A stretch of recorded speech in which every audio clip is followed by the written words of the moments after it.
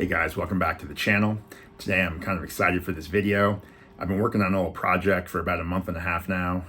If you've watched my channel, you know I like lists, and I also am a big fan of history. So over the last 6 weeks or so, I've been kind of trying to put together a list of, in my opinion, the 100 or so greatest vintage baseball cards of all time. And I started out with probably 350 cards, and I whittled it down to like 174, and I kept chopping away at it. And I got down to 101, and I said, okay, enough's enough. The greatest 101 cards, in my opinion, is my list. So that's the video today, is the Return to Collecting, Darren's opinion, 101 greatest vintage baseball cards of all time. I spent a lot of time working on this. I've done a lot of research. Once I figured out what cards, I did research to kind of learn a little bit about each card so that I could talk about more than just say, hey, this card, this card, this card, this card. So I give a little bit of background on each one. The one thing I did not do is rank them in order. I tried that and I literally was like pounding my head against the wall, so I couldn't do that. So what I did was I did it chronologically. So I start with the oldest card to the newest card, and I set my cutoff date at 1969. So it goes from 1860 to 1969. So that's my list of the 101 greatest cards. So without further ado, let's go ahead and jump into the Return to Collecting top 101 vintage cards of all time. All right, guys, so first up is the 1860 Brooklyn Athletics team card. It's the only known baseball card portraying either a player or team that was printed prior to the Civil War. It's referred to as a carte de visite, and it was produced by Ferrick and Lolemia Studios in Brooklyn. The Brooklyn Athletics were the founding team of the National Association of Baseball Players. They would win the league championships in 1859, 1860, and 1861, but the season in 1861 was cut short by the start of the Civil War. This card shows the following players: at catcher, Borum; pitching, M. O'Brien; infield, Pierce, Oliver, and Smith; shortstop, Pierce; outfield, Hamilton, P. O'Brien, and McMahon. Next up, the 1869 Peck and Snyder Cincinnati Red Stockings team card. This card was produced by New York sporting goods company Peck and Snyder as an advertisement. This is considered the first true baseball card since the Atlantis card was produced in very, very small quantities. It shows the following players: at catcher, Alrazen; pitching, Brainerd; first base, Gould; second base, Sweezy; shortstop, Hall of Famer George Wright; third base, Waterman; left field, Leonard; center field, Hall of Famer Harry Wright; right field, McVeigh; and substitute player, Hurley. Next card, the 1887 Old Judge Old Hoss Radbourn. Old Hoss was one of the most ridiculous pitchers of all time. In 1884, he had 60 wins, a 1.38 ERA, and 441 strikeouts, winning the Triple Crown. Just to make those numbers seem even more insane, he pitched 73 complete games, 679 innings, and faced 2,673 batters. This set, formerly known as the N172 Old Judge, was issued by Goodwin & Company from 1887 through 1890 with their tobacco. The set has more than 500 athletes and 3,000 variations. The set was blank back with sepia photographs. This specific version of Radbourn shows him flipping off the camera. This is my favorite variant of his Old Judge cards. The next few cards are all from the same set. The 1887 Old Judge Connie Mack. Mack was a catcher for the Washington Nationals, per this card, before he went on to become one of the greatest managers in baseball history. This was his rookie card. 1887 Old Judge Pud Galvin. The Hall of Fame pitcher Pud Galvin has 365 career wins over 15 seasons, or just over 24 wins per season. His Old Judge rookie card has him holding a bat, which is interesting for being such a dominant pitcher. Next up is the 1887 Old Judge Big Ed Delahanty. At 6'1" and 170 pounds, Delahanty was a dominant hitter.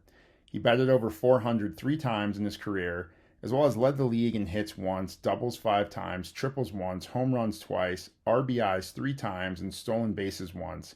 He was elected to the Hall of Fame in 1945. This is his rookie card. Next up is the 1887 Old Judge Kid Nichols.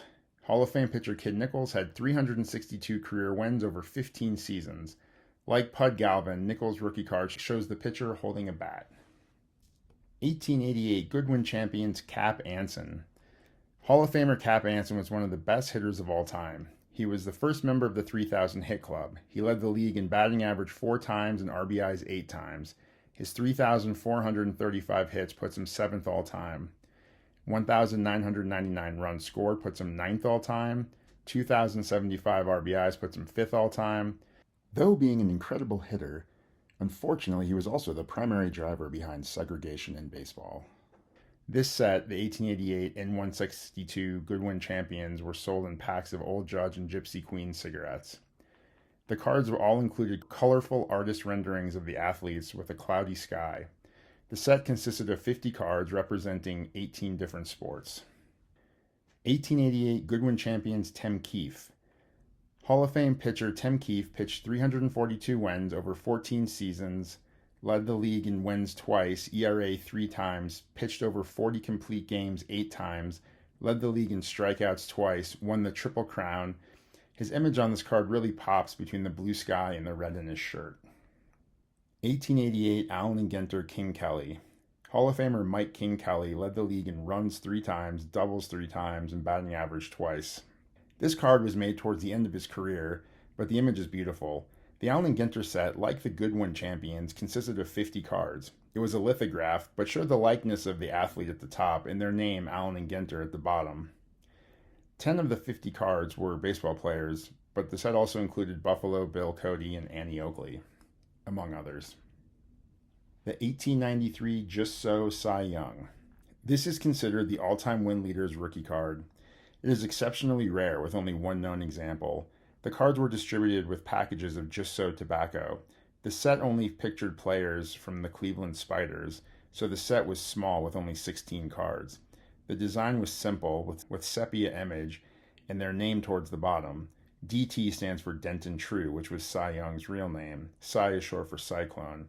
These cards were blank backs. 1903 Bryce Williams Christy Mathewson. This is considered Mathewson's rookie card. This card is incredibly rare. I do dig the tuxedo. The set is also known as the E107. This was the first big set of the 20th century. The cards were simple with a black and white image and their name and position and the team on the bottom. There were 3 different backs, including a black back, one that said 1 of 150 prominent baseball players, and the ultra-scarce Bryce Williams Company overprint. The cards came with candy from the confectionery company. Next up is the 1903 Bryce Williams Honus Wagner. Like the Mathewson, this is considered Wagner's rookie card. It's also extremely rare, and he's rocking the suit and tie. This Wagner is rarer than the Mathewson from the same set, and is likely even rarer than his famous T206 card. Speaking of which, the T206 Honus Wagner, also known as the Holy Grail of sports cards. Legend has it that Wagner didn't like his likeness on tobacco products, thus marketing to kids. This legend has partially been debunked, but let's roll with it. Because of its extremely short print, before Wagner had the card pulled, there were likely less than 200 ever printed. Some of the cards that I've mentioned so far are 6-figure cards in almost any grade. The Wagner is a 7-figure card in any grade. As for the set, the T206 is a monster, hence its nickname. There are 524 players, with some players having multiple cards like Ty Cobb with 4. On top of this, there are 16 different backs, making for possibly over 6,000 different issues. The 1909 T206, the backs. These include, in order of scarcity, starting with the least scarce, the Piedmont Series 350, the Sweet Caporal Series 350, the Piedmont Series 350 to 460, Sweet Caporal Series 350 to 460, Sweet Caporal Series 150, Piedmont Series 150, Polar Bear, Sovereign Series 350, Old Mill Black, Old Mill Sovereign League, Cycle Series 350, American Beauty with frame, American Beauty without frame, El Principe de Gales, Tolstoy, Cycle Series 460, American Beauty Series 460, Hindu Brown, Sovereign Series 460, Carolina Brights, Broadleaf, Lennox Black, Piedmont Series 350 to 460, North Carolina. Hindu Red, Use It, Drum, Lennox Brown, Broadleaf, Old Mill Brown, and the Ty Cobb back. Next card on the list is the 1909 T206 Eddie Plank. This is the second most desirable card in the set after the Wagner. This card has a very low pop count. Some assume that it had a poor printing plate, thus causing the manufacturer to discard the ones that didn't pass quality controls. Most of the ones that did make it out of the printer had severe top-to-bottom centering issues. The T206 Cobb Redback with the Ty Cobb back. As we learned a few slides back, the Cobb back is the rarest of the T206 back, making this a six-figure card in any grade. As a side, it's rarer than the Honus Wagner. Recently, a family found 7 of these in their home. Lucky them. That find is named the Lucky 7 find. Next up, we got 3 cards on one slide. It's the remainder of the T206 Cobbs. Beyond the red background, Cobb had 3 other cards from this set. They include the green background, Portrait, the bat off shoulder, and the bat on shoulder. These overall 4 variations make up one of the most important subsets within the T206 set. The T206 Cy Young Portrait. One of Young's most important cards, the T206 Portrait portrays Cy Young towards the end of his illustrious career. This is one of the most admired cards from the iconic set. T206 Chrissy Mathewson Portrait. One of the most popular cards in the T206 set, the sunset background and detailed imagery on his face and jersey are second to none. It also has an uncanny likeness to Collectors Universe CEO Nat Turner. The T206 Walter Johnson Portrait. One of the Big Train's most striking cards, it's considered one of his rookie cards. The lithograph image of the babyface Johnson makes this card one of the most famous in the hobby. The 1909 T204 Ramley Walter Johnson. Considered Johnson's other rookie card, the Ramley is much rarer and more valuable than his T206.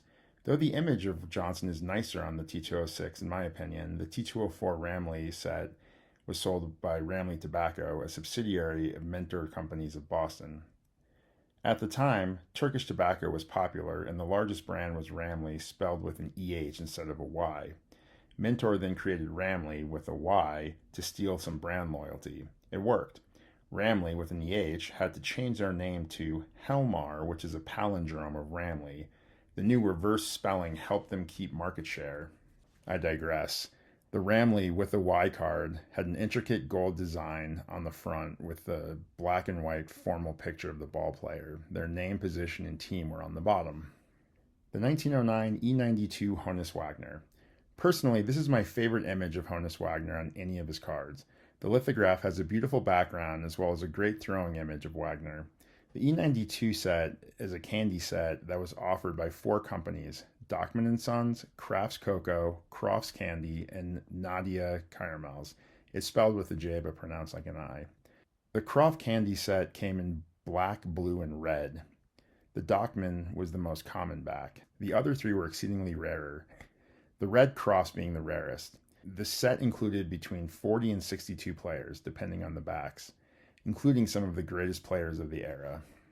As a side note, I should have mentioned this earlier, early baseball cards are classified by the American Card Catalog. The ACC categories for baseball cards are: B are blanket and cloth cards, C are Canadian tobacco, D are bakery cards, E are candy and gum, like that Honus Wagner I just showed, the E92, F are food cards, M are inserts and magazines, N are 19th century cards, like the N172, Old Judge, P are pens, PC are postcards, R is candy and gum cards after about 1928, S are stamps and silks, T are tobacco like the T206, V is Canadian candy and gum, W is miscellaneous, and WG are game cards. Then we have the 1909 E90-1 Shoeless Joe Jackson. This is considered the rookie card of one of the most collectible players in the hobby. Personally, I'm not a huge fan of the image, but the card's importance in the hobby is hard to argue.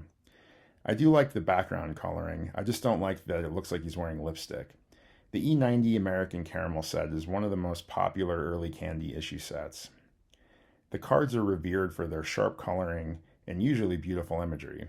The cards were slightly larger than those of the T206 set. Their design, similar to the E92s, consisted of the lithograph image with the player's last name, position, and team at the bottom.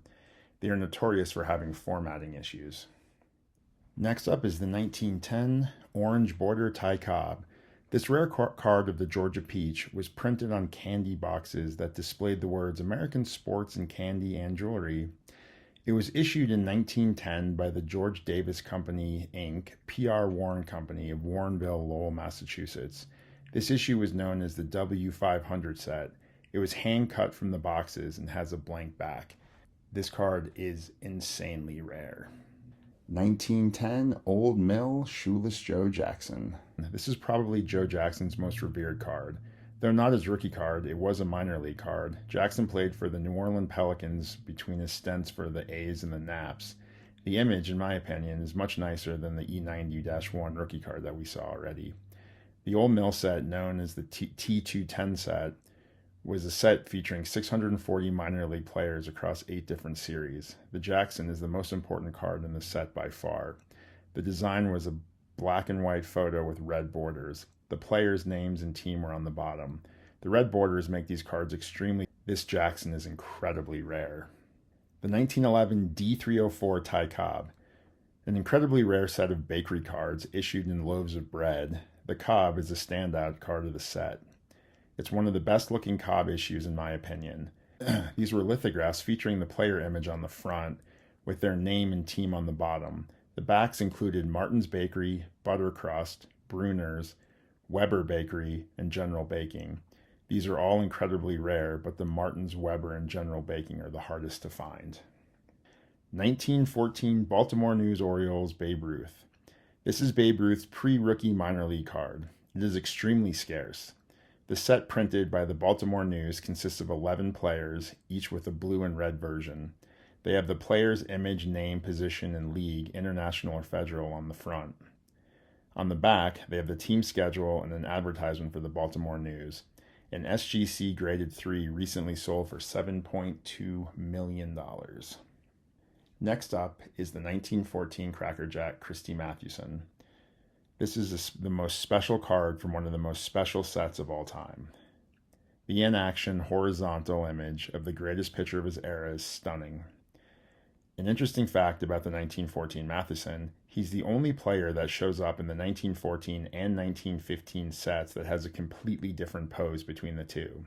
The 1914 Cracker Jack set was issued in boxes of Cracker Jack snacks.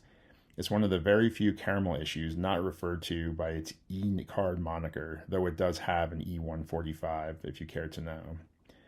The set consisted of 144 cards.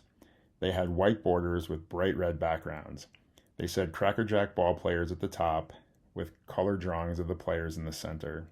The players' names and teams were printed in the thicker white border at the bottom. The backs of the cards had the players' bios and an ad for Rukin Brothers and Eckstein.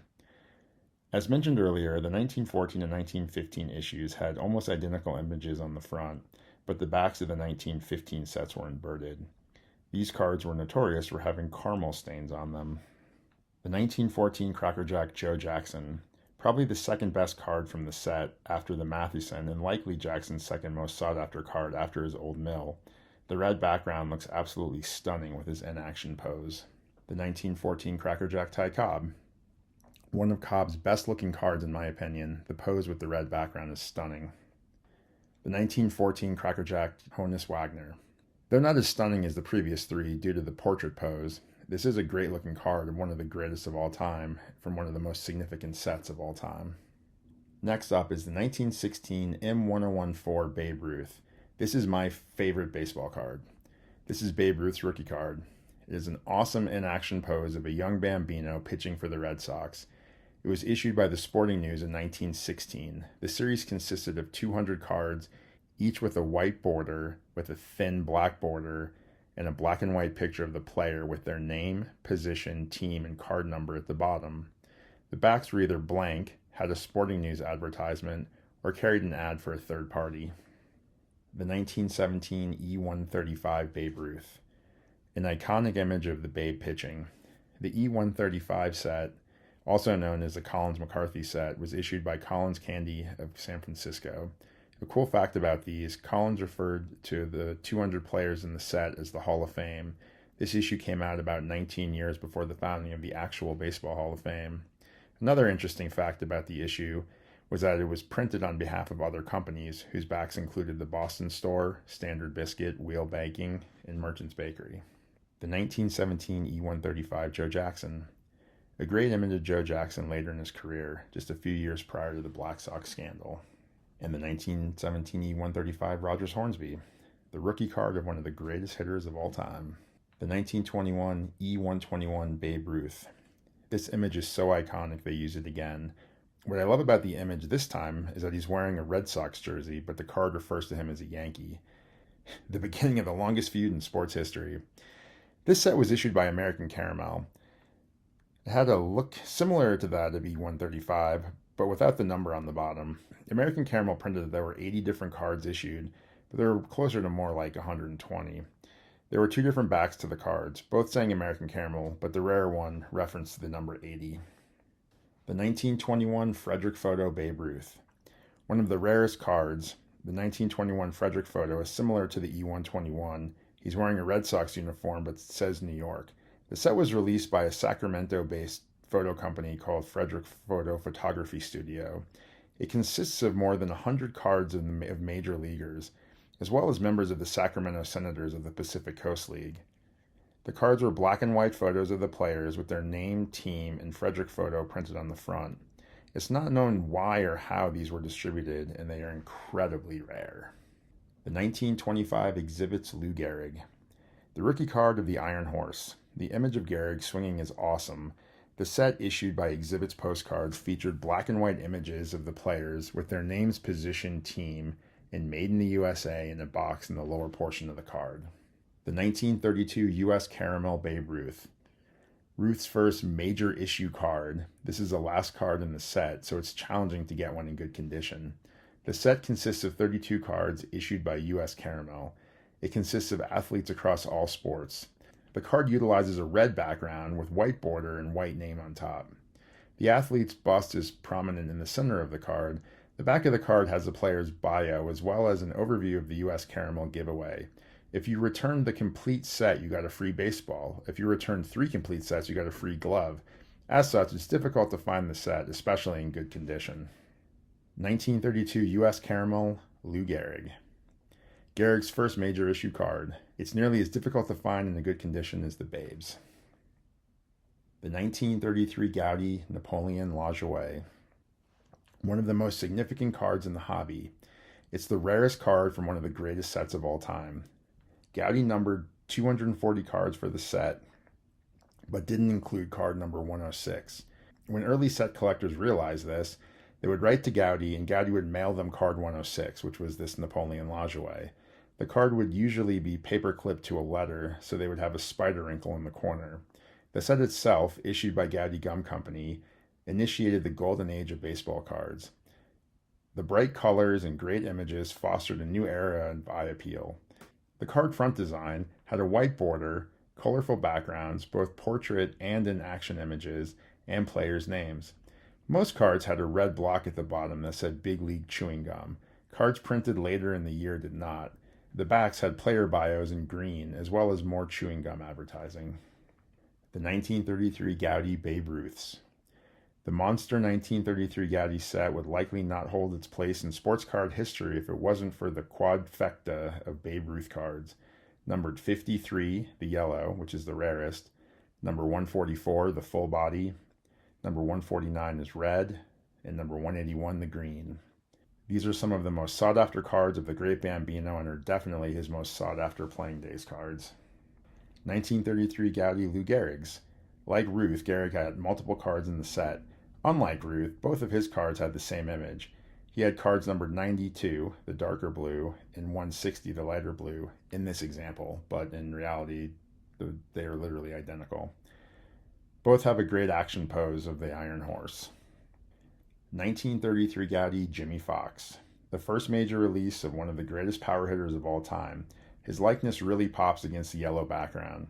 They spelled his name wrong, though. as he spelled Jimmy with an I-E, not a Y. Next up is the 1933 DeLong Lou Gehrig, one of the top Lou Gehrig cards in the hobby. A really great design from a very short-lived company. The colors really pop on this one. It's a very, very tough card to find in good condition. Harold DeLong worked for Goudey and decided to start his own gum company. He had some great ideas but didn't have the funding. After he issued the first year of 24 cards, he shuttered his company. It's really a shame though, because he did advertise future issues. The 1933 Sport Kings Babe Ruth. Another big 1933 issue for the Babe. This one is also issued by the Goudey Gum Company. The Sport Kings line featured athletes across all sports. They had colorful backgrounds and silhouettes from various sports across the bottom with the athlete's name. The 33 Sports Kings Ruth is about as collectible as his other 33 Goudey cards. The 1934 Goudey Lou Gehrigs. Goudey issued 2 Gehrigs again in 1934, but this time with different images. Both are iconic. Number 37 is a smiling Gehrig with a bright yellow background, and number 61 is a batting pose with a green background. Not only was he the only player with 2 cards in the set, he was also the focus of the set. 84 of the 96 cards had his face at the bottom, and it said Lou Gehrig Says. The remaining 12 cards, all National Leaguers, say Chuck Klein Says in red. Apparently, Klein had the same agent as Gehrig, so he helped out his guy. Some things never change, I guess. Overall design of the card, other than the Gehrig Klein Says, are very similar to the 33 set. Some players even have the same image on both sets. 1934 Goudey Hank Greenberg. Outside of the Gehrigs, the Greenberg rookie is the biggest card from the 34 set. It's a great image of one of the greatest sluggers of all time. 1936 Worldwide Gum Joe DiMaggio. The true rookie card of the Yankee Clipper. The 36 Worldwide Gum shows a picture of a super young Joe D with a crooked hat getting ready to have a stellar career. This card is super rare and incredibly hard to find in good condition. The Canadian issue had 135 cards. They're black and white images with the player's name and card number in a white rectangle. Due to its rarity and condition issues, this is Joe D's most valuable card. 1938 Goudey Joe DiMaggio's. Joe D's first major card release, the 1938 Goudey set, had 2 cards per player, one with a clean background and one with cartoons. DiMaggio had number 250 without cartoons and number 274 with cartoons. When I first saw this card, I thought it was really ugly, but over time it's really grown on me. It's one of my favorite cards in the hobby. The look and feel of the cards are very similar. A cartoon body with a big face. The borders come in different colors for different players. They all have the name and team on the bottom. An interesting fact about the 48 card set. It starts at number 241, which is a continuation of the numbering scheme from the 1933 Goudey set, which ended at 240. So 241 to 264 are the 24 unique players without scribbles, and 265 to 288 are the same players in order with scribbles. Next up is the 1939 play ball Ted Williams, the iconic rookie card of the Splendid Spunner. It may not be his best looking card, but it is one of his best. The full body image of Williams completing his epic swing. It's a simple card with nothing but a black and white photo with a thick white border. The 1939 play ball set was founded by Warren Bowman as Gum Inc. He used high-quality images, which was sort of a game changer at the time. The set consisted of 161 cards. They were numbered through 162, but number 126 was never issued. I guess fake supply in the card market isn't a new thing. 1941 play ball Joe DiMaggio, an iconic image of Joe D, harking back to the designs of the 33 Goudey and even the T206 set. I love the choices of the background colors in this iconic card. The 41 play ball set was the last major release before World War II. It was also play ball's last release. 1941 play ball Ted Williams. This is Williams' best looking card in my opinion. The image with the bright red background really pops. The purple shadow looks great. Though not their rookie cards, the 41 play ball DiMaggio and Williams are 2 of their most revered cards. 1948 Bowman Yogi Berra, the rookie card of the man with the most World Series rings. The simple design of the 48 Bowman set is reminiscent of that of the 1939 play ball set, making this set more iconic. It was the first major release after World War II. The 1948-49 Leaf Satchel Paige. This is the most difficult card from one of the most iconic post-war sets. The closed-eyed image of Paige is the rarest card in the set to find in a good condition. This is the old man's most valuable card. The 1948-49 Leaf set was trademarked 1948 but released in 1949, hence the weird year reference. It is iconic for two reasons. First, it was the first major color release post-World War II. Second, it has a ridiculous run of rookie cards, including Page, Musial, Doby, Jackie Robinson, Warren Spahn, Kell. It also has iconic cards from Williams, Ruth, DiMaggio, and Feller.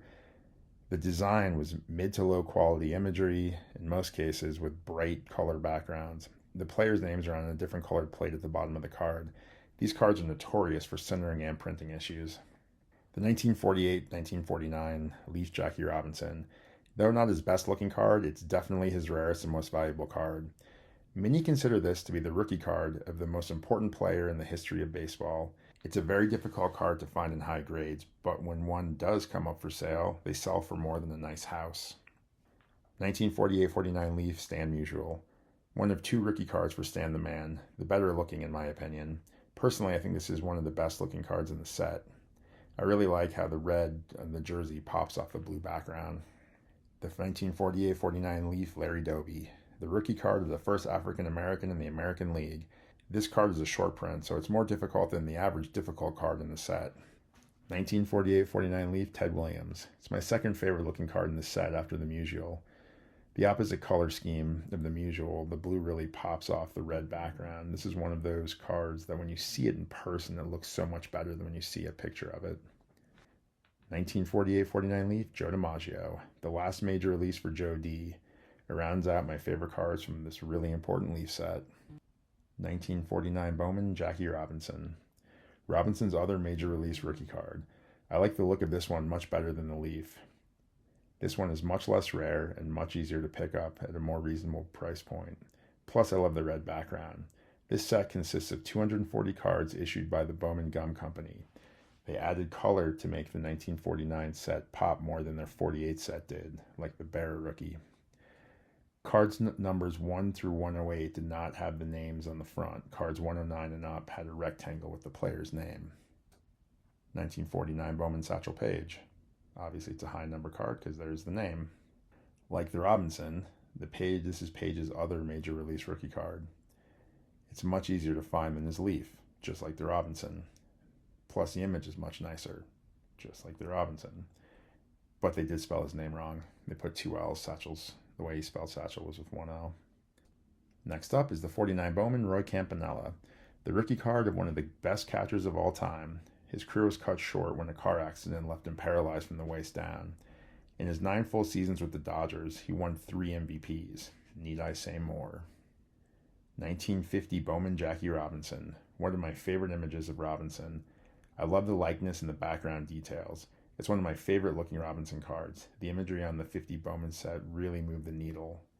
That being said, the 1950 Bowman Yogi Berra. My favorite image of Yogi, personally, I think this is one of my top 10 best looking baseball cards ever made. 1951 Toleteros Josh Gibson. This is the only vintage card of the best Negro League player of all time. Gibson didn't have any playing days cards, but the 1951 Puerto Rican issue is considered his quote-unquote rookie card. It's a very difficult card to find, especially in the high grade, and you can't really pick one up even in an authentic or one for less than 5 figures. Next up, the 1951 Bowman Mickey Mantle, the rookie card of the most collected player in the hobby. This is a beautiful looking card. The details in the clouds and the lights, as well as Mantle's likeness. Though not as collectible as his 1952 Topps card, this one can be considered almost as important. As a high number, it makes this card even rarer. The 1951 Bowman set was the largest set produced by Bowman from 1948 through 1955 with 324 cards. They consist of drawings with backgrounds and nameplates on the front with biographical information on the back. Some key players to not appear in the set were Jackie Robinson, Joe DiMaggio, and Stan Musial. 1951 Bowman Willie Mays, the rookie card of the greatest living ball player. I love the likeness. It really shows the intensity in his face. 1952 Topps Mickey Mantle, one of, if not the most important card in the hobby. It's possibly the most well-known card in the hobby. Though not exceedingly rare, the card's value has continued to skyrocket. It is an incredible image of Mantle with a light blue background. The 1952 Topps set earned visionary Cy Berger the nickname the father of modern baseball cards. At 407 cards, it was the largest gum set produced to date. They set the bar for modern cards. They include the likeness, the team logo, the player name, and the signature on the front. The back included stats, bio, and personal information. Legend has it that Cy Berger had so many extra crates of the high number cards, including the Mick, that he dumped pallets of them into the Hudson River. The 1952 Topps Jackie Robinson. Personally, my favorite looking Robinson card. I love the design of the 52 set, and I think the red background looks absolutely incredible on this card. The card is important, being the first Topps card of one of the most important people in the history of the game. 1952 Topps Willie Mays. Mays' first top card.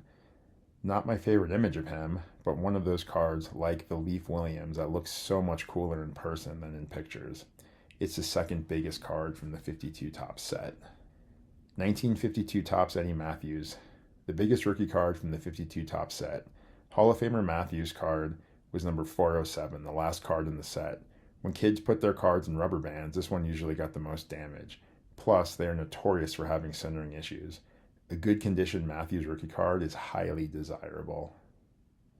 The 1953 and 1954 Briggs Meat Mickey Mantle, one of, if not, Mantle's rarest cards. The Briggs Meat card was issued in 1953 and 1954 in hot dog packages in the Washington, D.C. area.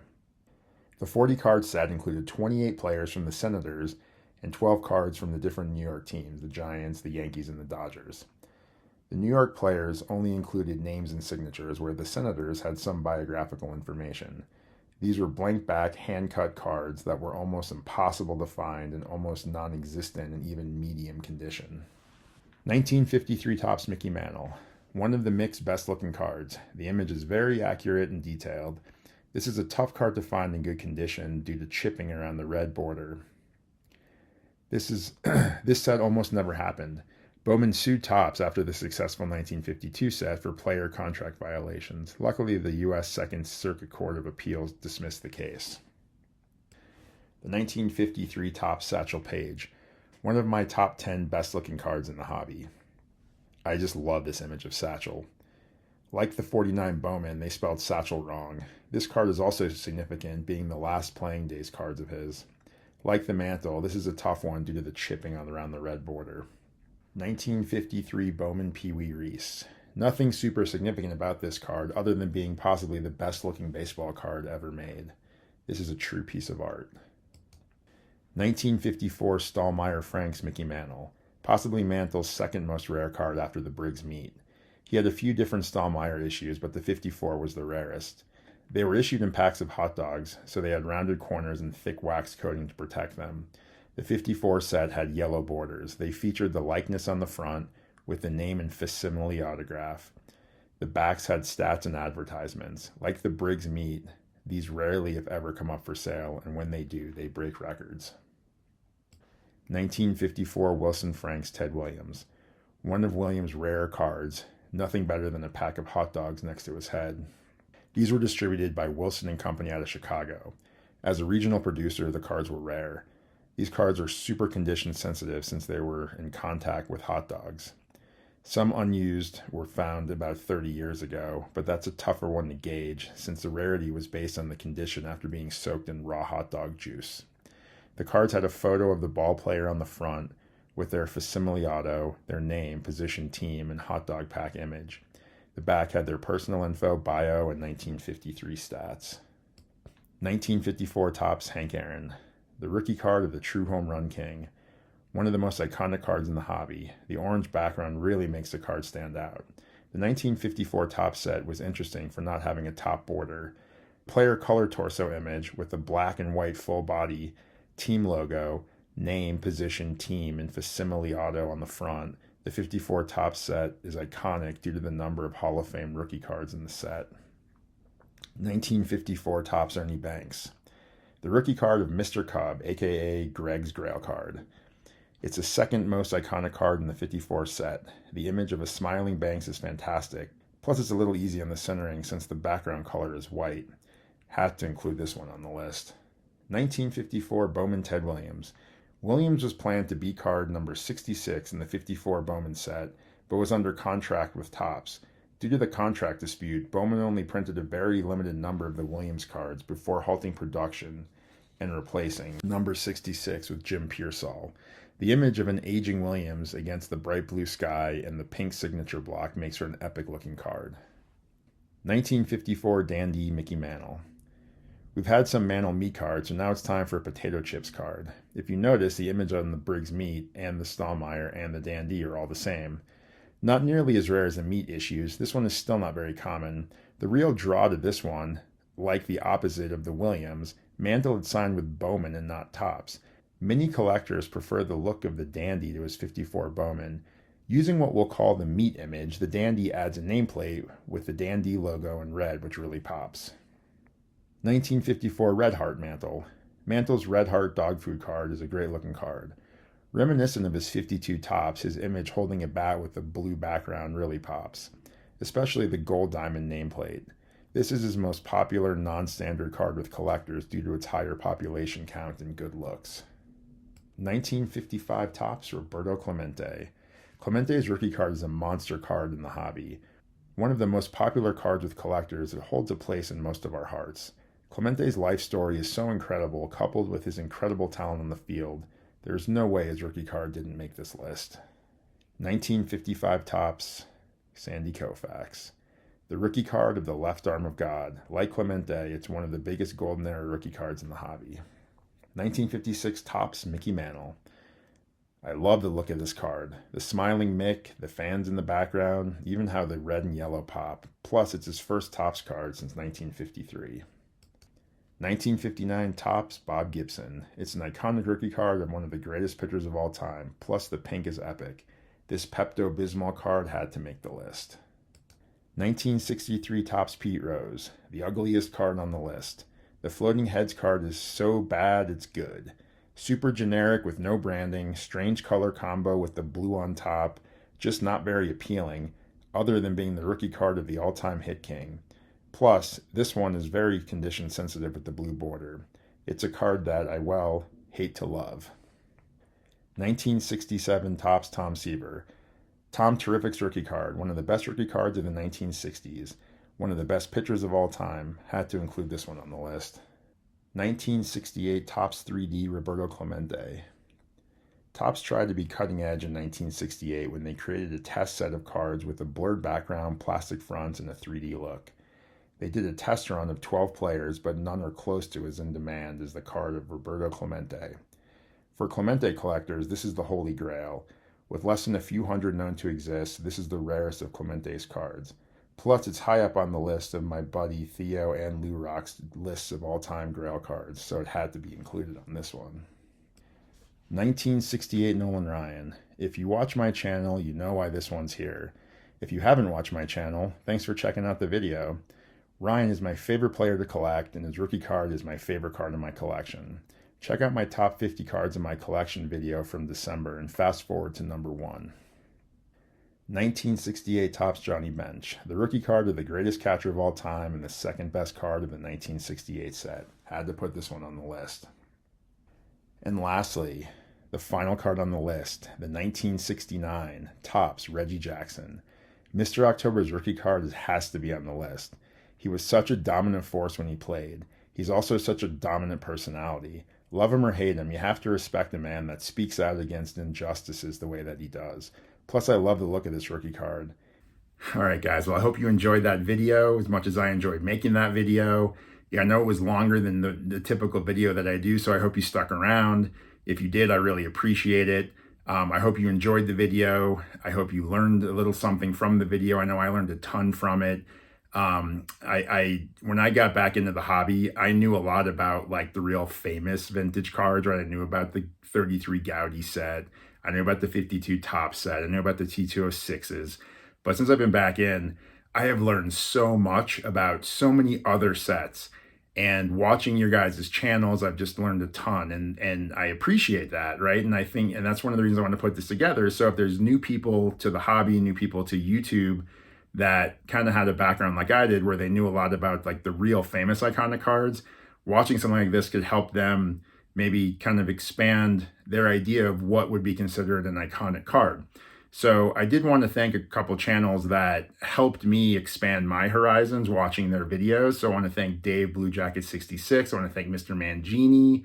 I want to thank Andrew from Neff Said Cards, and I want to thank Rick for Vintage Oddball Cards. Your guys' channels especially have really helped me kind of broaden my horizons and better understand that there's so many more cards out there than, you know, the standard Topps cards and the Gaudy cards and the T206 cards. So I really, really do appreciate that. So for everybody watching the video, if you liked it, I'm glad. If you didn't like it, please leave a comment. If you disagree with cards I put on the list, let me know in the comments. If you think I should have put other cards, let me know which cards. If you're subscribed to the channel, I appreciate your subscription as always. If you're not subscribed and you like the video, please subscribe. All right, guys, I'll talk to you later.